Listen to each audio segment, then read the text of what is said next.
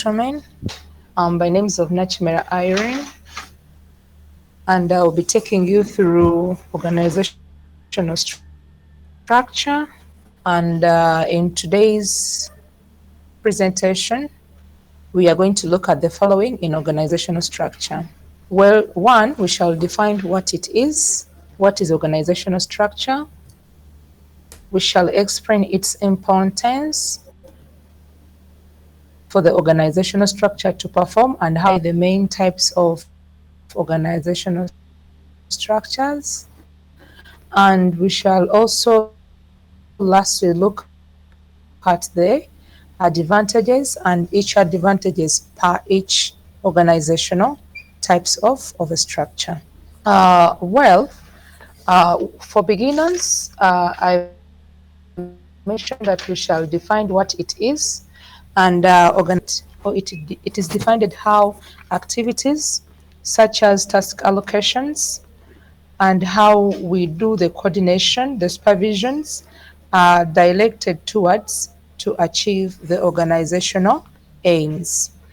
Or in other words, organizational structure refers to it is the kind of a method or it is a method by which work flows through an organization. So here it also allows the groups to work together within their individual functions to manage the given activities or tasks. So, in kind of a management in healthcare facilities, we expect to have the organizational structures or we expect to see how work has to flow in the organization. And it will also help managers in the way of managing and also dividing roles or activities to be done by people and how we expect the entire organization has to be organized and work has to be coordinated through giving them several tasks and the way how the procedures everything is going to be done. So furthermore, what is the purpose of organizational structure?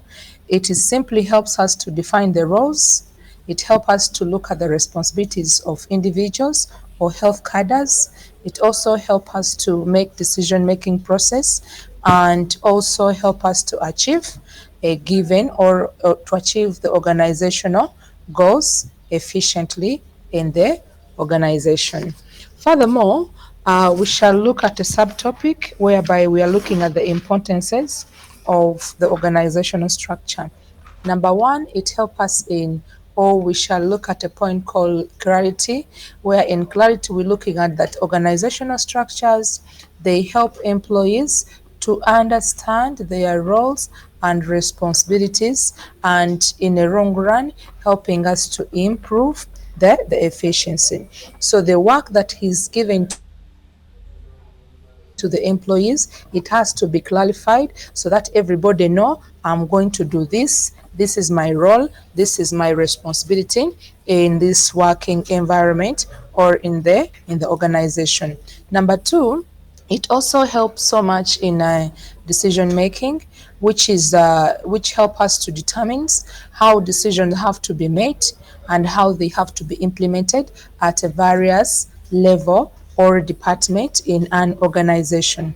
If we're looking at decision making that are made by managers in a health facility, then we see how the decisions have to be made and how they have to implement all the decisions that I've made at various level of management.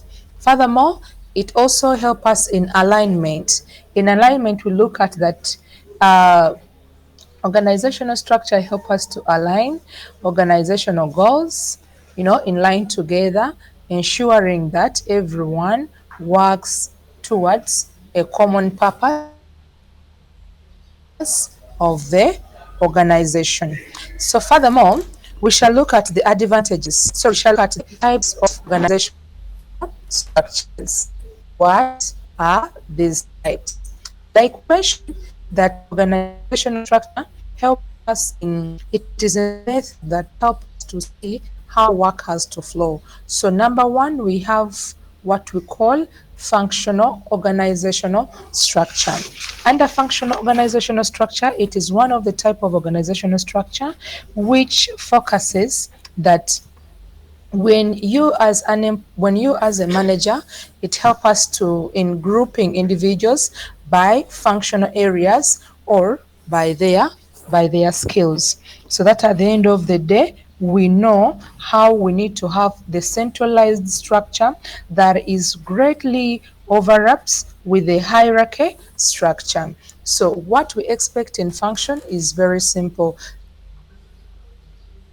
The advantages to it helps us in terms of specialization, because when you're allocating individuals the work to be done in the organization, you need to focus so much on their specialization as well as their competences, so do their expertise in the area of study. That is why we say that we need to look, one of the advantages of a functional organizational structure, it looks at specialization and expertise in functions. The number two, it also clear career path within the function.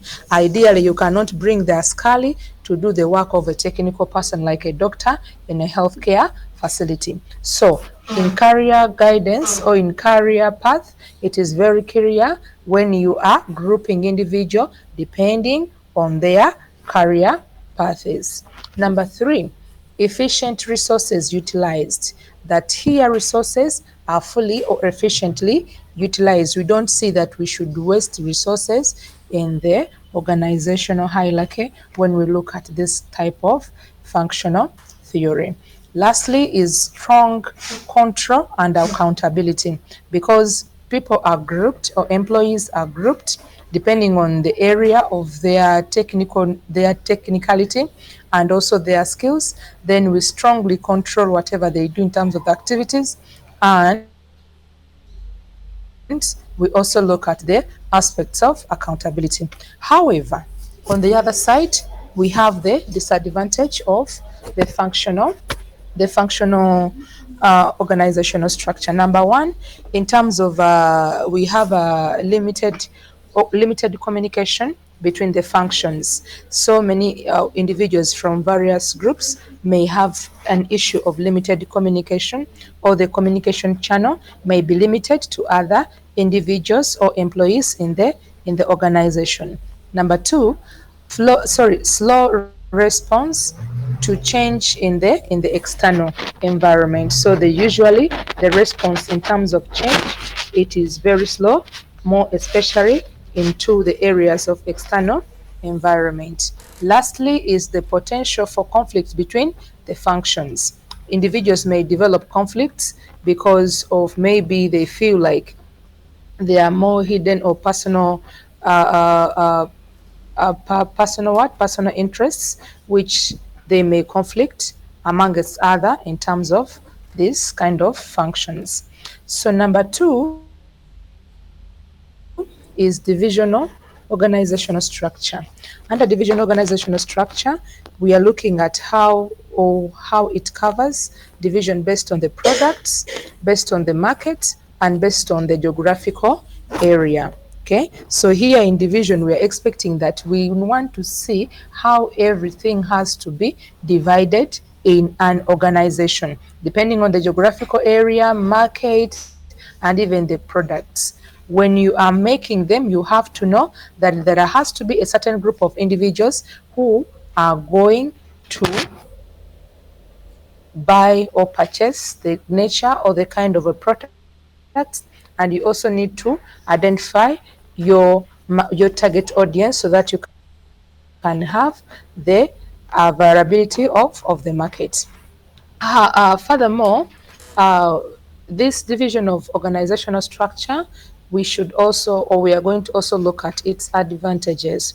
Number one, in terms of quick response to the market change, then there is that kind of a response that is usually response quickly in case the market changes.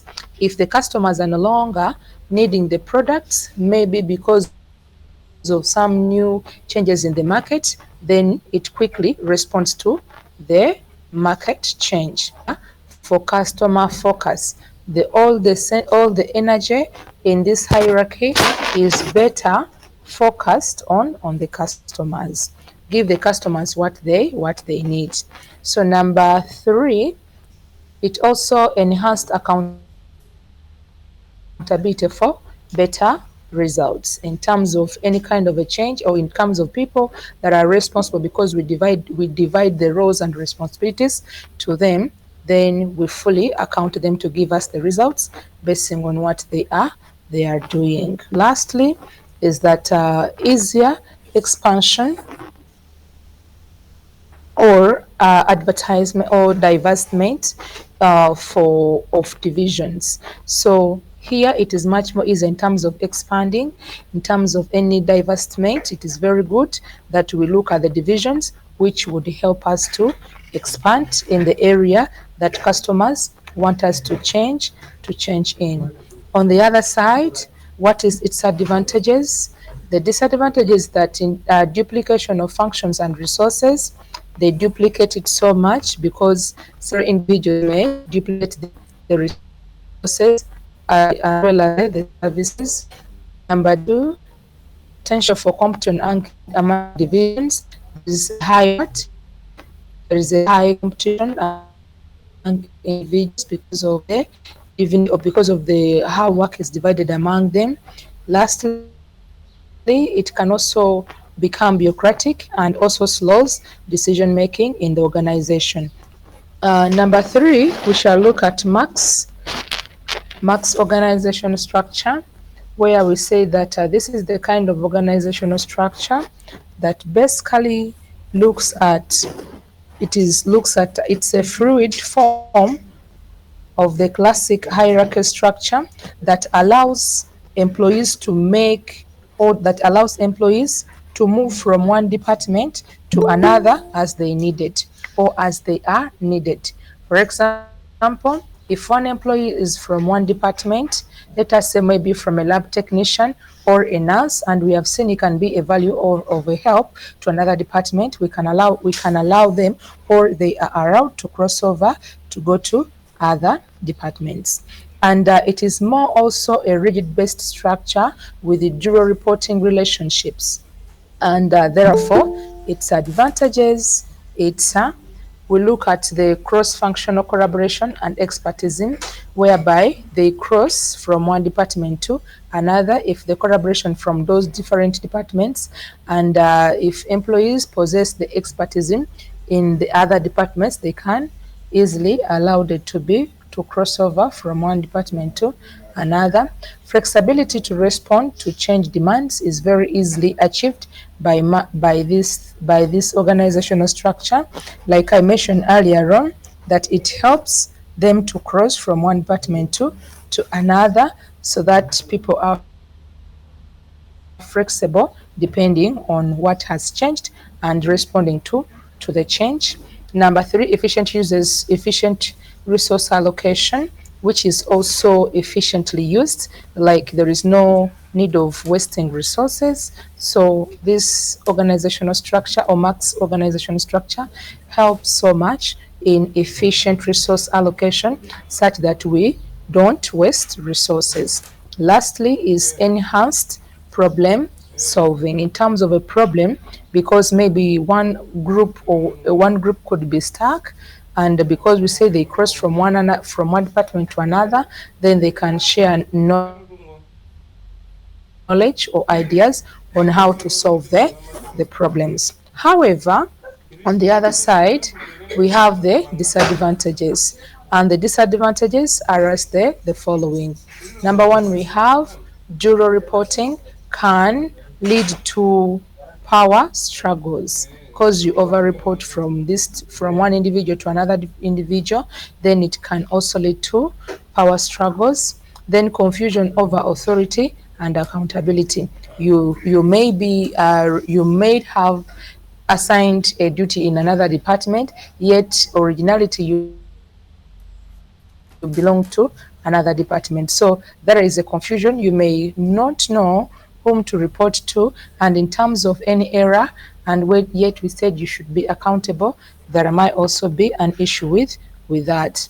Time consuming in terms of decision making, it is also seen in this organizational structure. It consumes time, and also decision making, it delays. So furthermore, we shall have also what we call the project organizational structure. Under project organizational structure, it focuses on one project at a time. There is no need in an organization you overlook at several many projects. So if we are to use one of the organizational structure and we are using project organizational structure, it tells us that the focus has to be put on one project at a time. And it also allows the demobilization of teams and also resources upon a project completion. So, what we expect at the end of the day is very simple. The temporary structure for this project completion. So, at the end of the day, you handle one at a time. Its advantages, it's clear, it focuses, and individuals are accountable for anything they do since we look at a one project at a time. Secondly, efficient resource allocation for a project. You allocate resources per that particular project. If it is done, then if an organization gets another project, then you allocate other resources to the other project. It is flexible to adapt to changing the project's needs. Probably maybe alongside the way there could be some issues that may need the target audience or the customers that they have requested. There may be the project manager to change some few issues that they need. So it is flexible. We can adapt to change project needs. However, on the other side, we have the disadvantages. And the disadvantages, one of it is limited functional expertism sharing. It is limited. It only focuses on the expert individuals who are supposed to be in doing those functions and even doing what they're supposed to do. Number two, it can create conflicts between the project team, because assuming now their project is not the one which is working, so they may not be given funds, and all funds may be focused on the project which is running at that time. Lastly, resource allocation challenges outside projects, in that projects that are outside the projects that are outside are not allocated resources because it really focuses on one project at a time.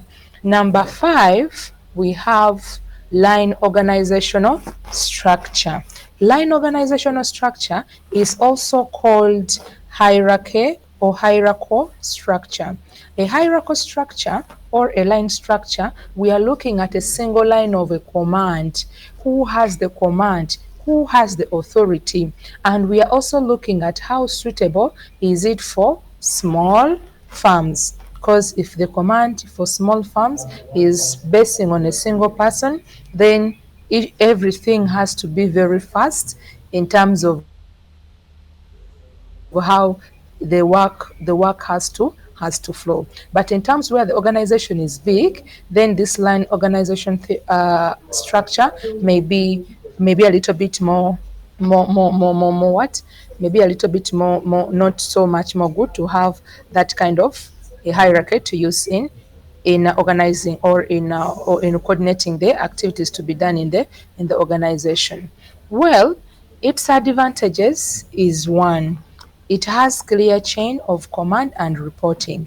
You report to one person and he has the authority to command the entire team. Number 2, specialization and the expertise in development. Here it tells us that people are given or they are assigned jobs depending on their specialization and depending on their expert developments. They cannot assign you something which you are not ready or which you don't have knowledge in. Number 3, Efficiency in decision making and communication. Since it is a single line of command, communication flow is very excellent, or it is very, very easier. However, on the other side, we are going to, or we have the disadvantages of a line or a hierarchical structure, whereby it is limited, or it has limited functional expertism sharing, because we said that here specialization of work, it is being seen, and if you're not specialized in that area in terms of even providing any kind of sharing of your knowledge, may not be needed, because you don't have the technical knowledge for you to give the assistance or to do the work which might be given or assigned to employees in the organization. Number two, it can also create conflicts between the project teams, because, like we mentioned earlier on, specialization is needed. If you're not specialized, if you don't have the expertise in, then you may not what? They may not recruit you to be on board. Number three, resource allocation also becomes a challenge, more especially on projects that are outside. Okay, so if it is not within, then issues they face a challenge with allocating for those resources.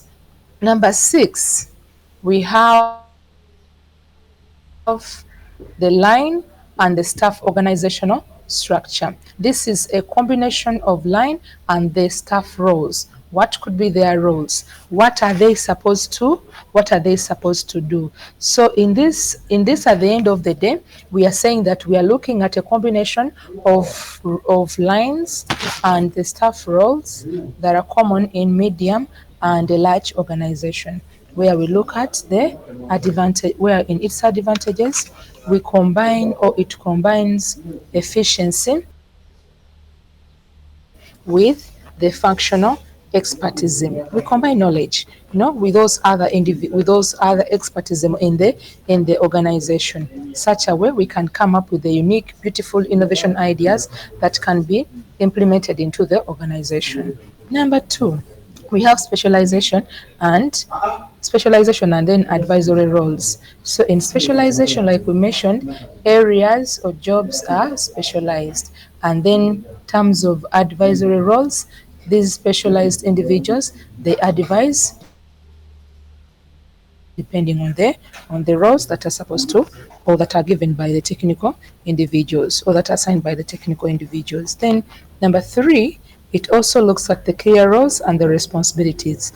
Roles are clear, people know what they're supposed to do, and whereas they know their responsibilities. On the other side, we have that the disadvantages. Number one, it can lead to a conflicts between line and staff, because both of them in the line command, or the at the level of the single line, whatever the kind of a command, and even to the staff members, they may have conflicts, or they may agree or disagree on a particular issue. Number two, potential communication, potential communication, potential for communication breakdowns. So there is a challenge of that the communication breakdown may be a challenge from the line command, and then the staff members. Number three, it may also result into unclear authority, because we combine the both the line command and then even the staff, so they may be confused from who has the authority to clearly command them to do something. So next on that we have,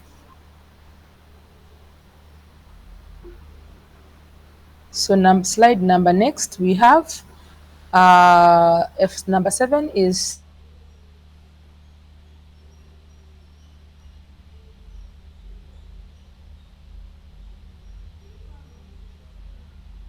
a flat organizational structure, and it is a structure that is decentralized, and of which it is almost where we expect employees to have the equal power. They must have the equal power, but at most executives may have just a bit more authority than the other employees. So, in a flat hierarchy, we're saying that it has to be characterized by a few or more layers of middle managers between the staff and then the top executive. And in it, we emphasize so much on the empowering employees, promoting collaboration, and minimizes the bureaucracy. That's why we say that employees, they have the equal power. But however, at the end of the day, the top managers, the executives, they have more power, they have more authority than the employees. What could be its advantages? Number one, it enhances on communication and collaboration. Collaboration is seen between the executive and even the employees, such that if communication flow is very good, then we expect that all other members on board, including the employees, have to collaborate and work together. It also quickens decision making because employees are much more involved in it. Then it also helps so much. It also reduces the bureaucracy and the hierarchy.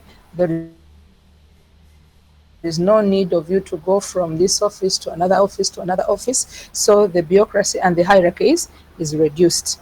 On the other side, we have now the disadvantages. In the disadvantages, we are saying that number one, potential role of ambiguity. So people here, they have the role of ambiguity, and it also leads to limited career growth opportunities. It is limited by them in this flat hierarchy. And lastly, overwhelming workload for employees because they are given equal opportunities, so they have a challenge of having workload which is overwhelmed by to them. So in summary, those are all the those are all the seven types of organizational structures that we have for today's lecture. So further still, what could be the features of organizational structures? Features of organizational structures, we have formal and informal association. Number two, we have their simplicity and clarity. Number three, they are flexible or flexibility. Number next, they have defined roles. They have minimum supervision. They also have top management involvement. So we expect that managers, they need to come and get involved in this organizational structure. So furthermore, uh, what could be the factors that influencing organizational structures? Factor number one, we have environment. Factor number two, we have organizational size. Factor number three, we have technology. And factor number last is human resource. In details, what do we mean by these factors? When we talk about environment, we are looking at both the internal environment of the organization and the external environment of the organization. While with the internal environment, we are looking at the factors within the organization's control, and that this include the processes of how the work is done, and we are looking at the employees, we are looking at the management policies of the organizations, and we are looking at the corporate culture or organizational culture, which sometimes may also affect the organization. However, on the other side, we have the external factors. In the external factors, we are looking at factors that are outside the organizational control. For example, we have the consumers' behavior. You cannot control how the consumers may behave. We are also having the market trend, the regulations, and the technology. Further still, another factor, we are having the organizational size. Organizational size, we are looking at the total number of employees that an organization may have. And we are also looking at the total number of customers that the organization may have. have as well, including the market share influence of the structure. Number two, we are also looking at that in the organizational size, we are looking at the small organization that prefer the line of command or the organizational structure they prefer in terms of the line organizational structure, where the command has to be done or based from a single person. Number three, in terms of the organizational structure, we have to look at organizations that are large may not adopt this line organizational structure, and if they also have the staff, or they may prefer to have the matrix the matrix structure that is based on functionals and functional requirements, because we say the matrix structure, it focuses more where employees they move from one department to another as it is needed. Lastly is the degree of formalization, it which has to vary from the size of the organization. If it is big, it keeps on varying. If it is small, so do that. Another factor is technology. With technology, here we are saying that technology enhances, or we are using technology, or it helps so much in problem solving, and looks at the and also we look at the effects of issues of manpower dependence. So, if technology is available, like for example in a health facility, it helps so much in problem solving. It is the issues of delaying, waiting, and so many other issues. It also fastens the work of the technical individuals and so many other things. So it helps so much, and majority of the individuals they are affected by the issues of technology. For example, another example is that when you look at the automation in terms of banking sector, leading to a faster customer care service. Okay, if technology is available and we have the updated technology, there is no need of customers to go to the banks. They wait for so long in lines and so many other things. So technology, it simplifies, it isn't the work service. Number three, also technology also influence on structure, where we look at the advanced technology or technologies reduces the reliance on human resources. And furthermore, another factor we said is human resource and structures. With human resource, we expect that we must have employees skills, or employees who are knowledgeable, who are competent, who are skillful in what they are doing. So all organizations need to recruit all employees who are having skills in their organization, because if we do so in organization, it should also structure to the of best use of employees' skills. For example, in terms of manufacturing of a farm requires a technical expertise in that should hire a skilled personnel. Furthermore, the elements of organizational structure they are the following. We have departmentation, span of management, delegation, assignment of responsibilities, and organizational strategies. So if we look into details of these elements, what do we mean by departmentation? In departmentation, we are looking at departments that are within the organizations. Okay, like when you go to health facilities, we have several departments within a healthy facilities. So, in the departmentation, we are saying that it allows, or it is the division of a large organization into a small units based on the specialization of the individuals, or of the technical individuals, or of the workers. Okay, so you categorize them, you divide, or you give them the roles and the responsibilities depending on their specialization.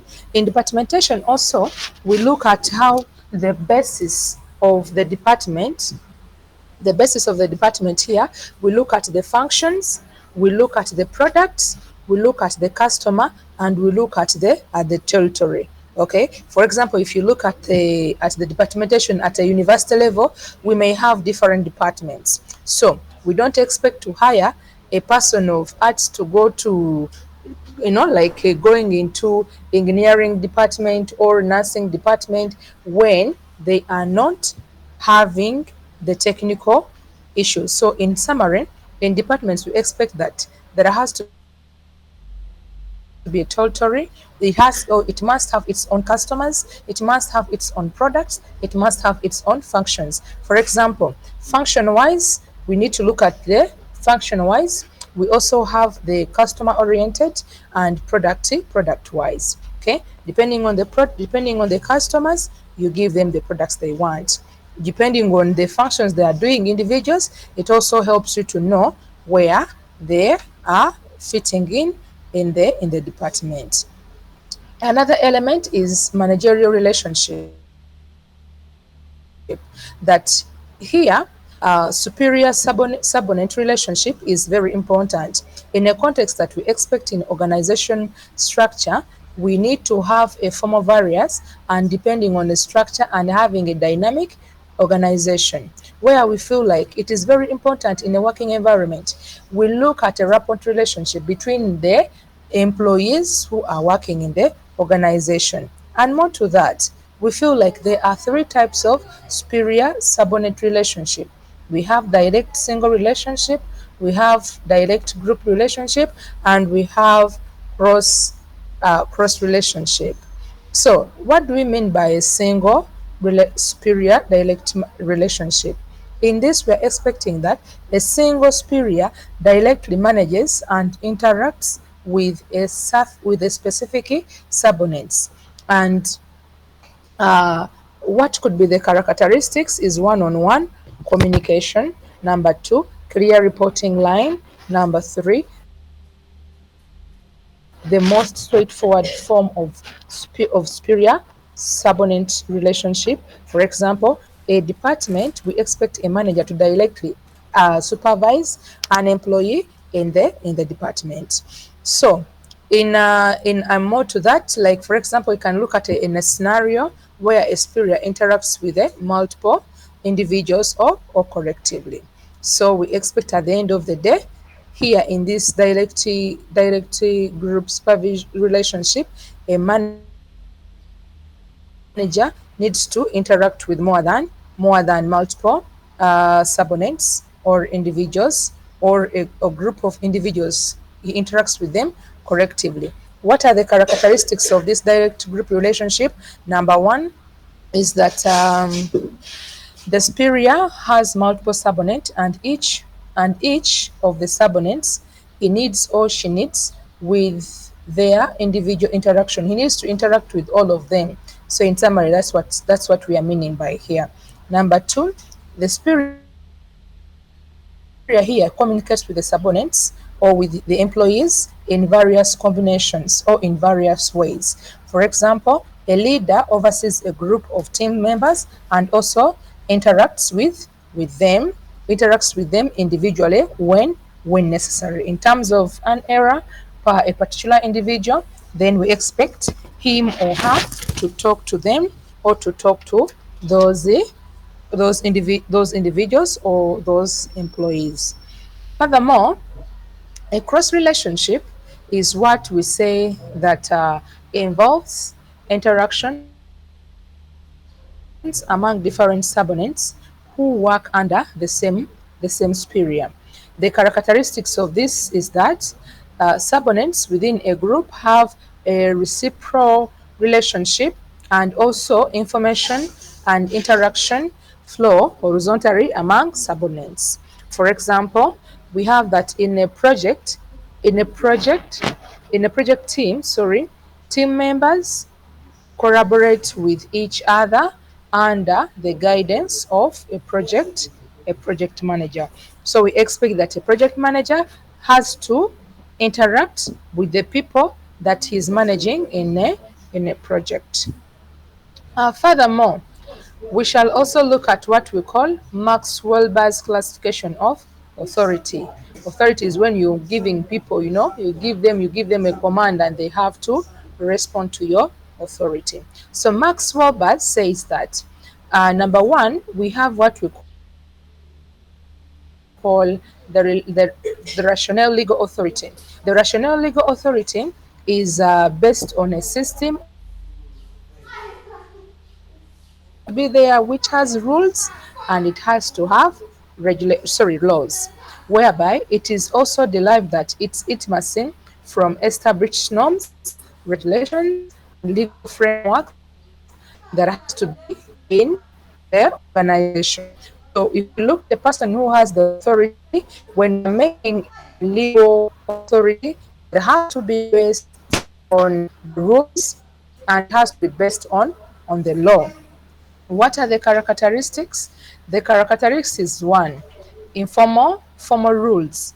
When we talk about formal rules, we are looking at the authority that is vested in position, roles, or offices within an organization or the government. So a person or gives an authority because power is vested into him depending on his position or depending on the rules that he's possessed is depending on the roles or depending on the offices that he or she has been given.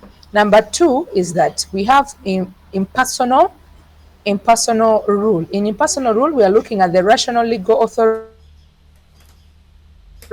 is not tied to a person's quality or the characteristics of the individual in the position. Instead, it is vested on the authority that is granted to the position itself. So the person may have the authority depending on the position, but not because the person is qualified or because of the person's qualifications. Furthermore, bureaucratic structure whereby it's often operates within a bureaucratic structures where procedures, hierarchy, and written rules govern in terms of decision making. It also looks at the legality and rationality that decisions and actions are expected to be consistent with established laws, procedures, and rational criteria. Okay, for example, if government officials or judges or police officers and corporate executives drive their authority from formal position to defined by the rules and regulations, their decisions and the actions are expected to be conformed to a legal standards. That's why sometimes when you go to courts, a judge may make a may what may judge basing on what the law says, such that you may be proven guilty or not guilty depending on what the standard depending on the legal standards that we are having or that the judge is using. Furthermore, number two is that we have what we call traditional authority. In traditional authority is based on long-standing customs, traditions, and historical continuity. It is also rooted in the past and relies on the legitimacy of what? Of the traditional. Its characteristic is that historical continuity, where authority is passed down through generation and is often associated with a hierarchy position or long-standing cultural practice. Like I believe you have known these cultures, all these countries which have kingship or monarchy leadership, where such kind of a hierarchy or such kind of historical authority is passed from one culture to another.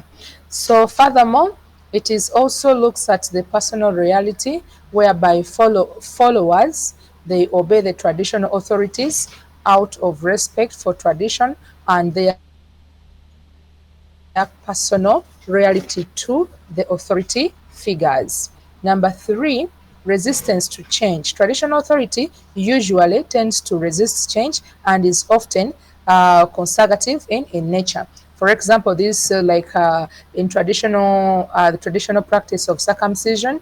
However much we are saying now we have or we want to use circumcision, still there are people or there are cultures which are still practicing the traditional circumcisions. Number next is informal rules.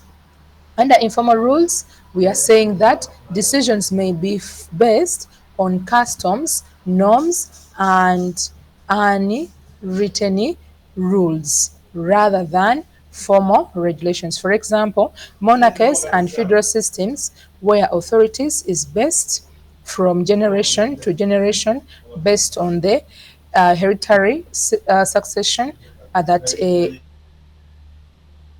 exemplify traditional authorities. Number three, according to Maxwell by classification of power, is charismatic authority. Charismatic authority is based on an individual leader's person's charisma, exception of qualities, and magnetic appeal. So the characteristics is that charismatic leaders, they have authority is vested into them or into individuals who possesses extraordinary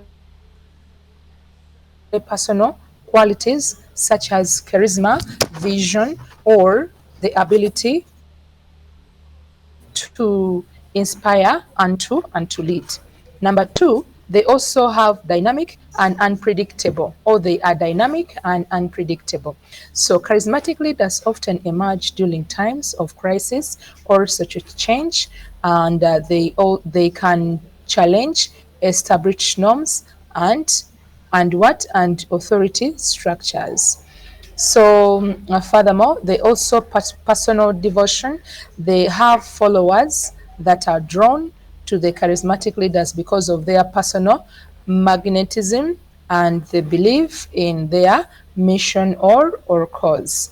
Furthermore, they are short lived. Charismatic authority trends to be short lived as it is often tied to the leader's unique qualities that it may decline or transform over time. For instance, a visionary leader like Mahatma Gandhi and Martin Luther Jr., Nelson Mandela, and etc., possess the charismatic authority whereby they inspired social political movements through their personal charisma and moral authority.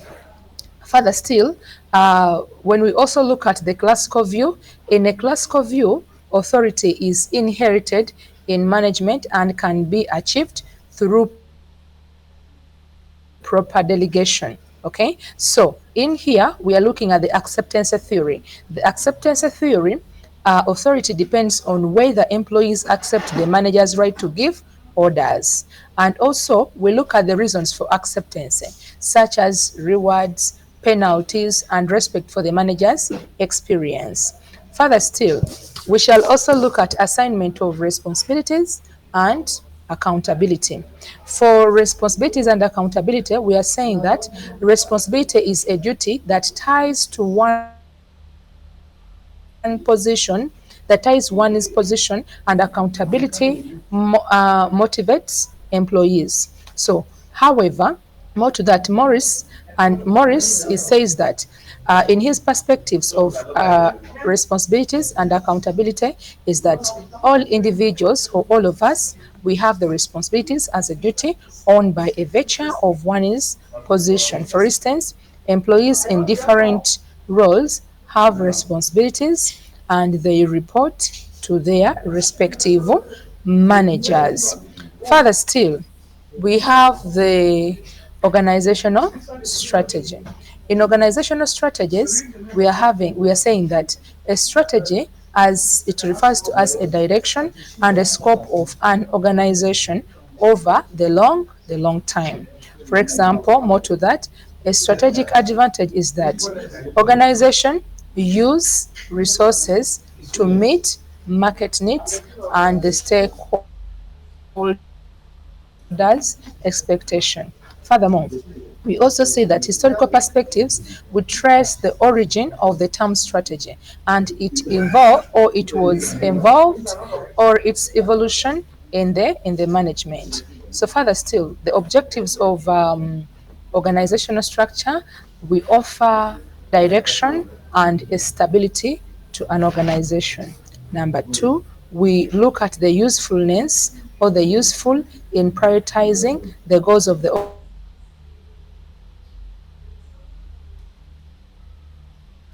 organization. Three, it also speeds up the decision making where we need to look at, we need to highlight how strategies accelerates decision making. Further still, what could be the principles of organizational structures? Number one, we have unit of purpose. This is the principle of shared organizational goals. We have the unit of command, which is having a single supervisor for each employee. We have unit of direction, that is a consistent plan of action for a similar objective. We have division of work, that is clearly defined by the roles and the responsibilities that are supposed to be done by employees. We have span of management that looks at the number of subordinates that a manager has to supervise. We have the scholar chain that also looks at the organizational needs that have to be clear, or we need to have a clear chain of command. And we have the principle of expectation, that looks at the complex problem that should be accelerated to a higher management. We have the principle of authority, where it looks at individuals' rights at a different hierarchy levels. We have the principle of flexibility, that looks at the need to be adaptable to environmental change in case it change. We have the principle of simplicity, that looks at the effectiveness of a simple organizational structure with a minimal hierarchy. We have this principle of we have the principle of team spirit, which fostering, where we are looking at it fosters on team spirit and a healthy competitions among teams that are working in a given organization. That's what I have for you today, ladies and gentlemen. Hello? Yes, Hello? yes, yes, madam. Yeah, I think I'm done with the presentation.